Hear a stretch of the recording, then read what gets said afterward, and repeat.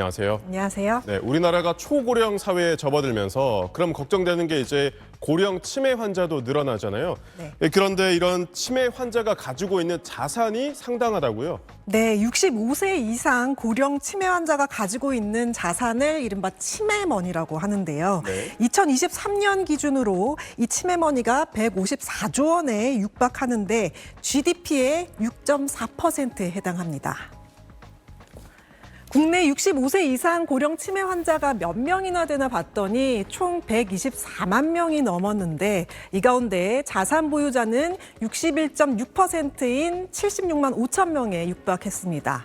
이분들이 가지고 있는 자산이 아까 앞에서 얘기했듯이 154조 원에 가깝다는 건데 계산을 해보면 전체 인구의 2.4%인 고령 치매 환자 자산이 GDP의 6.4% 수준입니다. 인구 대비 자산 비중이 상당히 높은 편이라는 뜻입니다. 한 명당 자산을 얼마나 가지고 있는지 계산해 보니까요. 자산을 보유한 고령 치매 환자 1인당 평균 2억 원을 가지고 있었습니다. 네, 치매머니 이 말이 좀 생소하긴 한데요. 이렇게 우리나라에서 전수조사한 게 처음이라고요? 네, 맞습니다. 이 치매머니는 일본에서 유래한 말인데요. 네. 일본은 우리보다 초고령 사회에 먼저 도달했죠. 맞습니다. 일본 치매머니는 2030년에는 우리 돈으로 수천조 원에 도달할 것으로 예상이 되는데요.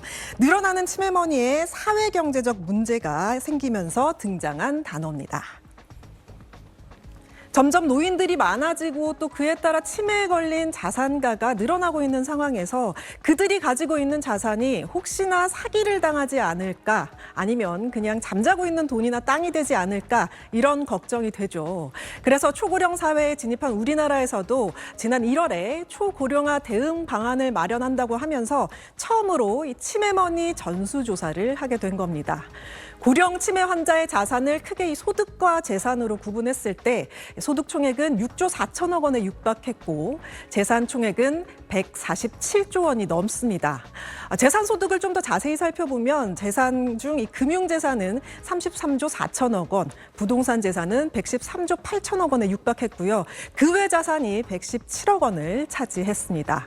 그러면 아까 앞서서 이 치매머니가 전체가 154조 원에 달한다고 했는데 그렇다면 이분들의 이 자산 대부분이 재산에 속한다는 의미가 되겠죠. 그런데 이런 치매머니가 쿨쿨 잠에 들고 있다. 또 이런 큰 규모의 돈이 돌지 못하고 묶여 있다고 하면 경기가 활력을 잃게 될 수밖에 없습니다. 경제적인 문제뿐 아니라 사회적 문제도 종종 발생하고 있죠. 자식이나 간병인 등 주변 사람들이 고령 치매 환자의 금융 정보를 알아내서 무단으로 자산을 빼내는 일도 꽤 자주 있는 일이고요. 또 절차가 활성되지 않으면 동결된 자산을 처분할 방안도 마땅치 않다는 문제도 발생합니다. 그렇군요. 이런 치매머니에 대한 정책적 뒷받침도 있어야겠습니다. 그런데 앞으로 이런 고령 치매 환자가 늘어나면 치매머니도 더 늘어난다고요? 네, 2050년이 되면요. 지금보다 3배가 더 늘어나서 488조 원을 돌파할 것으로 보이는데요. 이렇게 되면 예상 GDP의 15.6%에 달하게 되는데요. 한국 경제에 크게 영향을 줄 수 있는 규모라고 할 수 있겠습니다.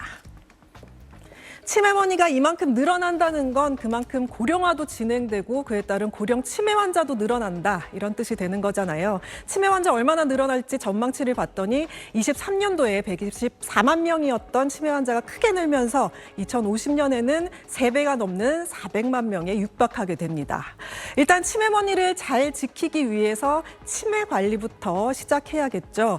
서울시에서 5월 한 달을 치매 집중 조기 검진 실시하고 있는데요. 이번 한 달 동안 자치구 치매 안심센터와 이 동주민센터 노인복지관을 통해 치매 조기 검진을 진행합니다. 대상은 올해 치매 검진을 받지 않은 60세 이상 시민이 대상이고요. 치매 검진을 희망하는 분들은 신분증을 갖고 방문하면 검사를 받을 수 있습니다. 25개 자치구 치매 검진 일정은 서울시 광역치매센터 홈페이지 아래 주소에서 확인할 수 있습니다. 치매를 조기에 발견해서 치료를 시작하면 증상 악화를 현저하게 늦출 수 있다고 하니까요.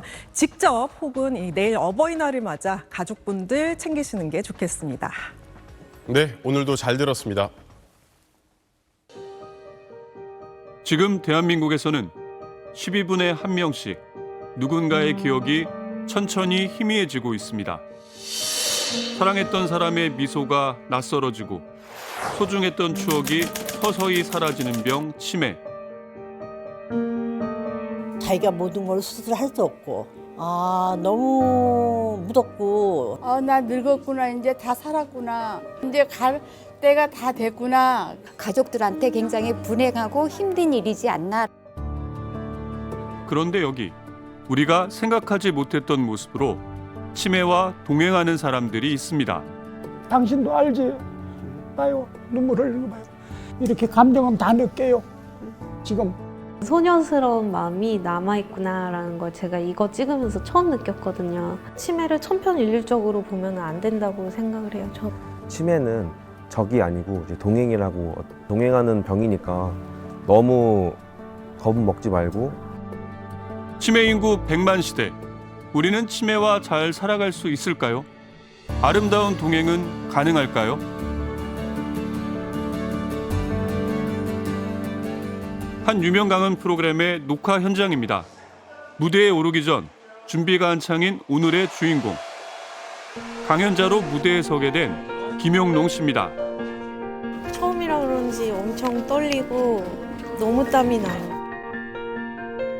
1년 전부터 인터넷 동영상 서비스를 통해 할머니와의 소소한 일상을 기록하고 있다는 영농 씨.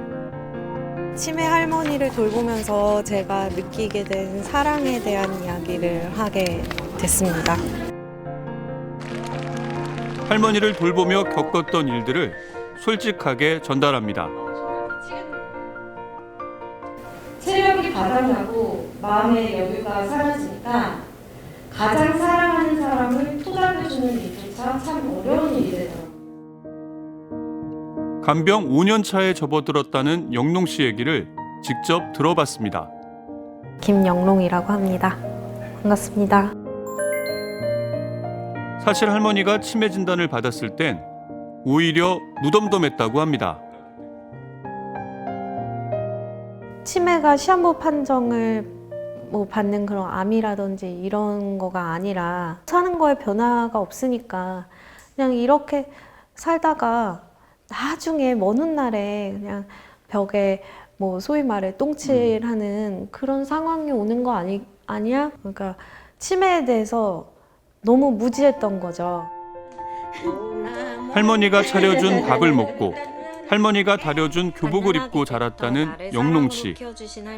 온라인 사업을 하고 있어 재택근무가 가능했기에 엄마를 도와 할머니를 돌보기 시작했는데 생각보다 쉽지 않았습니다.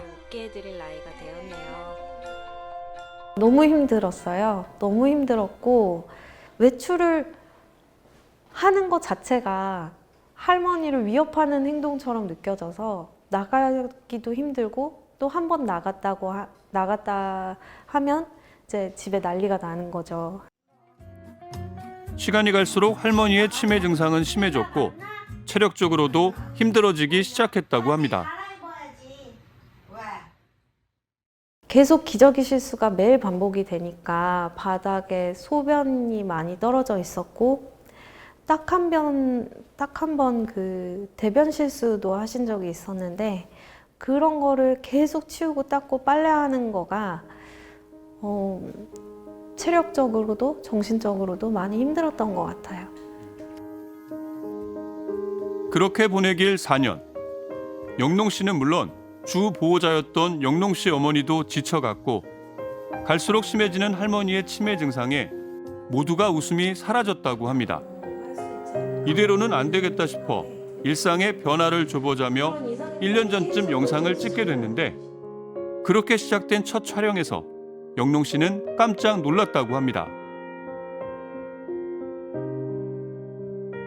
할머니 몇 살이야? 내 나이 먹은 것도 몰라. 할머니 93살. 93살? 어쩌까. 저는 할머니가 이렇게 사랑스러운지 처음 알았고요. 그러니까 너무 귀여우신 모습이 되게 많아요. 슬프면 슬픈 대로 살고 좋으면 좋은 대로 살고 그냥 돌아오는 대로 살으면 되는 거야. 마마 포청천이라는 별명까지 얻으실 정도로 굉장히 말씀을 똑똑하게 잘 하시고 할머니의 새로운 모습들을 많이 봤죠. 뭐 그렇게 나이가 93살에 치매 걸린 할머니.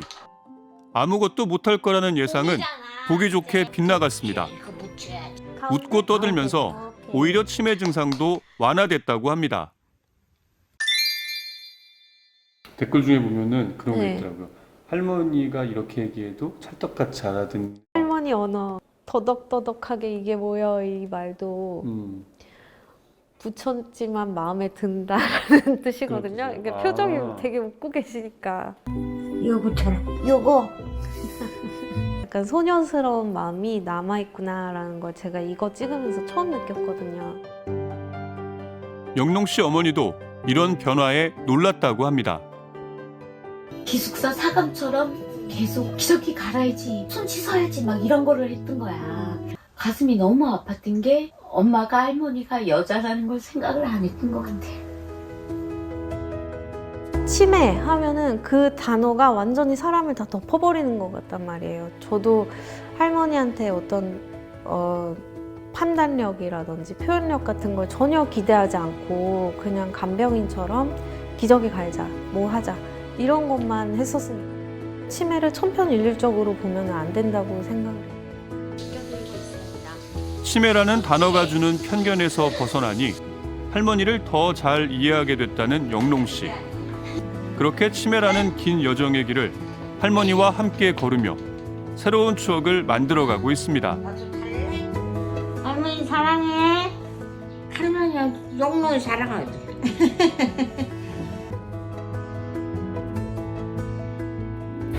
영농 씨처럼 치매와의 동행을 선택한 또 다른 청년이 있다고 해서 만나봤습니다.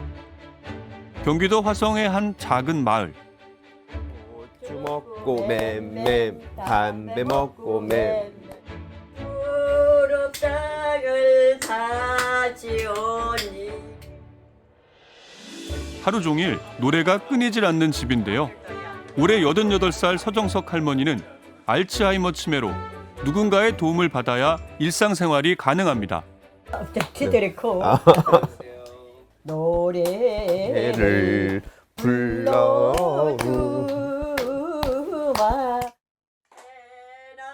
취재진의 인사에도 노래로 답해줍니다. 한마는 미안이 고개 할머니 잘한다. 잘해 따봉. 계속되는 노래에 지루할 만도 한데 옆에서 계속 장단을 맞춰주는 사람. 할머니 손자 한동빈 씨입니다. 치매 할머니를 모시고 있는 그냥 시골 청년입니다.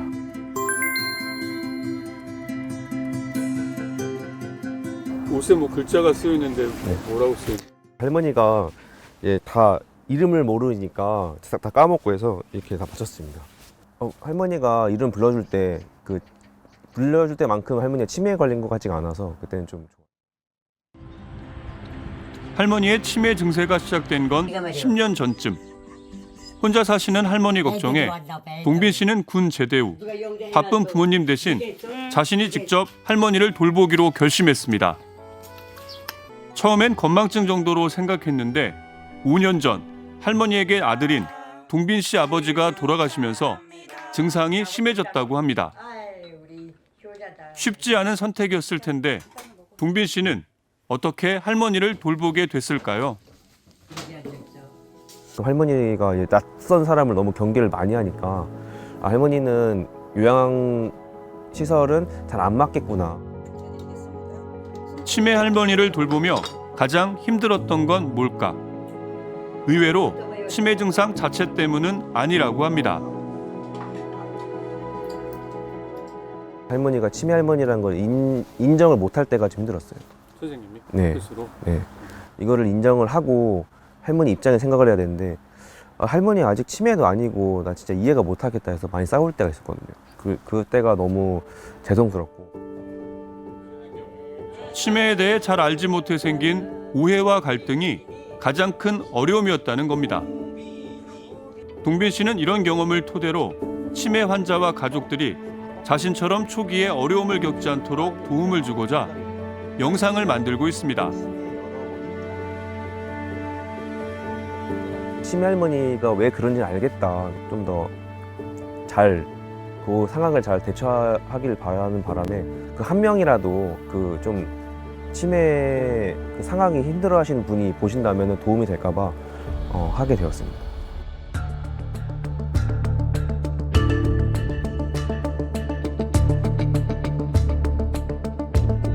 우리나라는 세계에서 가장 빠른 속도로 고령화가 진행되고 있습니다. 그만큼 치매 환자도 급증하고 있는데 최근 6년간 40%나 증가했습니다. 올해 65세 이상 치매 환자는 처음으로 100만 명을 넘을 게 확실시되고 2050년에는 300만 명에 이를 전망입니다. 100명 중 7명이 치매 환자가 된다는 뜻입니다. 이제 모든 사람들이 주위에 할머니, 할아버지, 아니면 어머님, 아버님, 아니면 친척 중에 한 명이라도 치매 어르신이 안 계신 분은 아마 없을 것 같아요. 그만큼 이제 우리가 보편적으로 접할 수 있고 내가 직접 영향을 받을 수 있고 아니면 내 가족이 영향을 받을 수도 있는 일이라는 거죠. 치매 환자가 급증하면서 치매와의 동행은 우리 사회가 준비해야 할 가장 기본적이자 중요한 과제가 되고 있습니다.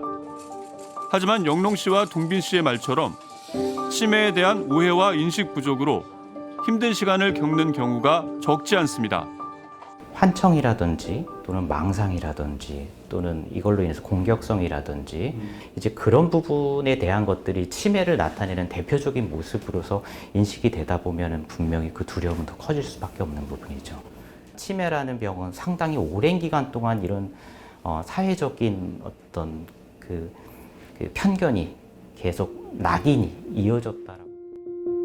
실제로 많은 사람들이 치매라는 단어를 들으면 두려움부터 떠올립니다. 아무것도 기억이 없고 헛소리 떠오고 밖으로 나가고 누워만 있고 그런 거 보고 조금 당황하고 무서웠어요. 너무 무섭고 주위 사람들한테 너무 피해를 많이 주는 병이라고 생각하고 있어요. 본인한테도 굉장히 괴로운 일이라고 생각이 되고 또한 가족들한테 불행하고 힘든 일이지 않나라고 생각이 되는 게 우선 근본적으로 드는 생각입니다. 치매에 걸리신 모든 분들이 다 인간다움을 잃어버리고 도움을 받아야지만 사는 분들이 아니시고요. 사실은 그 완치되지 않는 병을 갖고도 살아내시는 분, 살아가시는 분들의 다양한 모습들이 있음에도 불구하고 그 두려움에 대한 결과, 그것을 회피한다든지 배척한다든지. 치매는 유형과 단계에 따라 돌봄과 치료 방식이 달라지는데 발병을 인정하지 않거나 지나치게 심각하게만 여기다 보니 조기 발견과 적절한 치료의 기회를 놓치는 경우도 많다고 합니다. 조기에 어떠한 진단이 내려지면 결과적으로 그 상태에 따라서 조기 개입이 가능하니까 훨씬 나빠지기 전에 이분을 지금 상태로 안정되게 이끌 수 있으니까, 그러니까 조기 진단이 굉장히 중요하고요. 감정적으로는 받아들이고 싶지 않고 부인하고 싶겠지만 객관적 사실에 대해서 수용을 하시는 게 제일 중요할 것 같아요.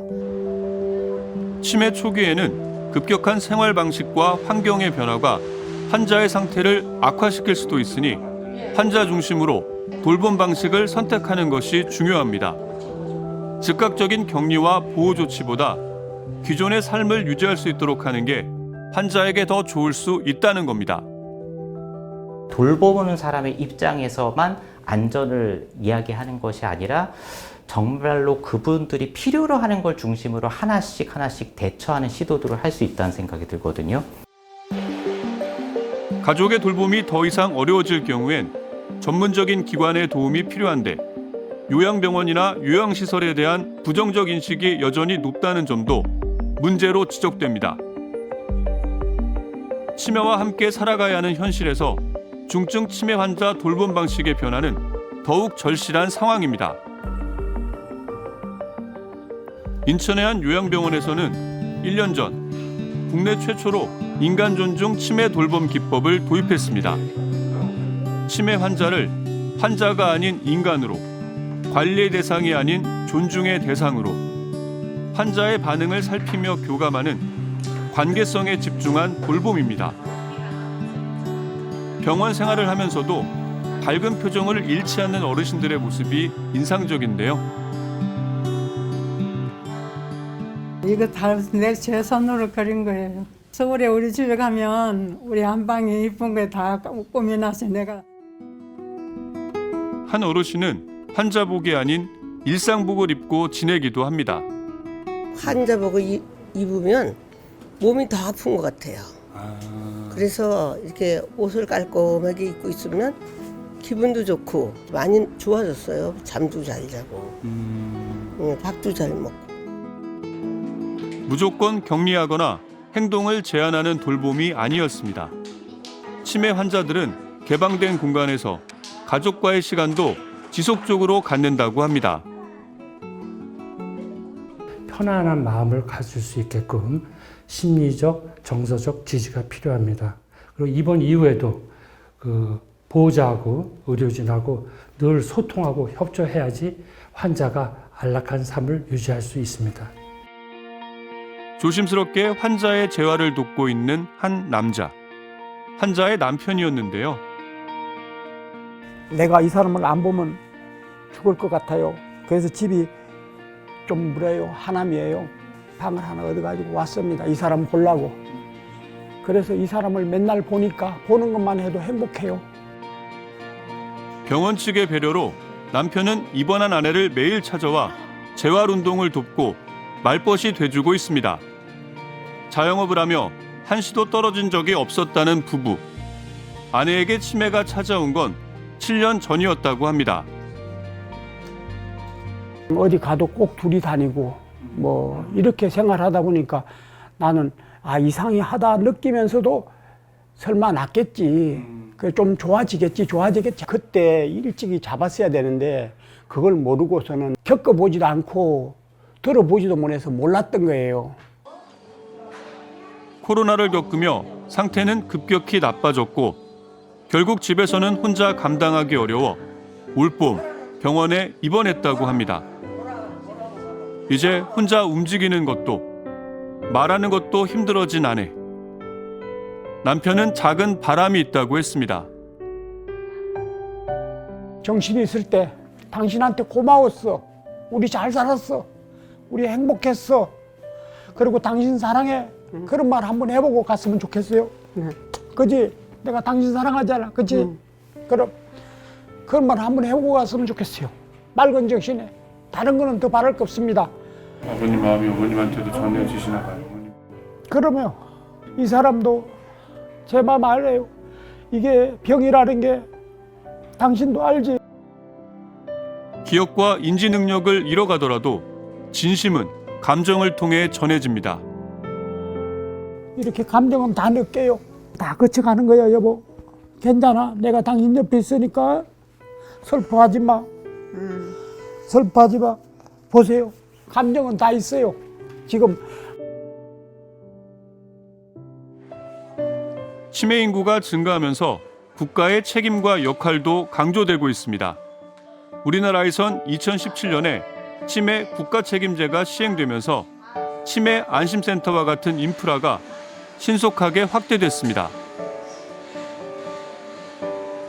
병도 인지장애라는 걸 받아가지고 전 많이 처음엔 좀 실망하고 했는데 제 스트레스 극복을 하려고 여기 열심히 다니고 오면서 너무나 많은 걸 더 깨우치고 더 알게 되고 저한테 너무 많이 도움이 되더라고요. 기약 없는 간병에 지쳐가는 치매 환자 가족들을 위한 지원도 이루어지고 있습니다. 치매 가족이 행복하고 치매 가족이 돌봄에 대한 의지가 강해야 치매 어르신들을 집에서 잘 케어를 할 수가 있는 거거든요. 가족들을 돌보는 것이 결국은 치매 어르신 돌보는 거라는 것들을 생각을 하게 되었죠. 10년째 치매 어머니를 보살피고 있다는 이봉수 씨. 치매 증상이 심해지면서 아들만 찾는 어머니를 365일 돌보고 있습니다. 스트레스라는 것이 참 엄청나게 무서운 거더라고요. 처음에는 우울증까지도 오려고 했어요. 지난해 치매 환자 가족을 위한 센터가 생겨 오게 됐는데 다른 환자 가족들과 교류하며 큰 위로와 힘을 얻고 있다고 합니다. 케어를 하다 보니까 이제 받아들이고 긍정적 치매라는 병을 받아들이고 그러니까 마음이 좀 편안해지고 이제 치매라고 크게 지금 걱정되는 건 전혀 없습니다. 국가 차원의 지원과 제도가 마련된 것은 긍정적이지만 한계는 있습니다. 치매 환자의 치매 안심센터 등록률은 아직도 절반에 머무르고 있습니다. 또 사업 대부분이 치매 예방에 집중돼 있어 복합적인 요구를 가진 치매 환자에 대한 지원이 충분치 못하다는 지적도 있습니다. 장기 요양 제도 안에서는 이제 치매 환자를 위한 어떠한 특별한 서비스가 그렇게 많지는 않아요. 가장 대표적인 게 치매 전담형 기관이라고 전문적으로 교육을 받은 인력들이 투입이 되고 그다음에 그 환경을 조성하는 데 있어서도 뭐 인지 친화 환경을 조성하고 근데 그게 그렇게 많지는 않아요. 보편적이지는 않다는 게 조금 아쉬운 점이고. 치매 환자와 가족들을 위한 사회 시스템 구축만큼 중요한 것은 치매에 대한 인식의 변화입니다. 2023년 치매 인식 조사에서 인지, 이해 차원은 높게 나온 반면 수용, 융화 차원은 낮게 나타났는데요. 이는 치매 질환에 대해 정확한 정보를 얻고 지식적으로는 잘 이해하고 있지만 치매 환자를 사회적으로 받아들이고 함께 살아가려는 태도는 여전히 부족하다는 것을 의미합니다. 이런 인식이 개선되지 않으면 치매 환자와 그 가족들의 심리적, 사회적 고립은 계속될 수밖에 없습니다. 사회적 포용과 공감의 문화를 조성하는 데 더 많은 노력을 기울여야 합니다.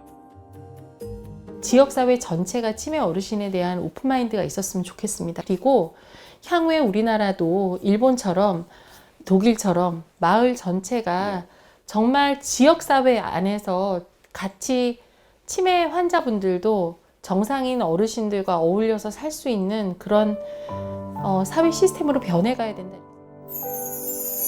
제대로 알지 못해 우회와 편견으로 치매를 마주했던 시간들. 하지만 이제 치매와 동행하고 있는 동빈 씨와 영롱 씨는 시청자들에게 꼭 이 말을 전해달라고 했습니다. 마치 치매 진단을 받는 순간부터 그냥 이 사람이 완전히 사라지는 것 같은 그런 인식이 되게 많더라고요. 초기나 중기라면 충분히 많은 대화를 나눌 수가 있고 아직 그 사람이 다 잃지 않은 것들이 있거든요. 저희 할머니처럼요. 치매는 적이 아니고 이제 동행이라고 같이 동행하는 병이니까 너무 겁 먹지 말고 맞닥뜨렸으면 좋겠어요.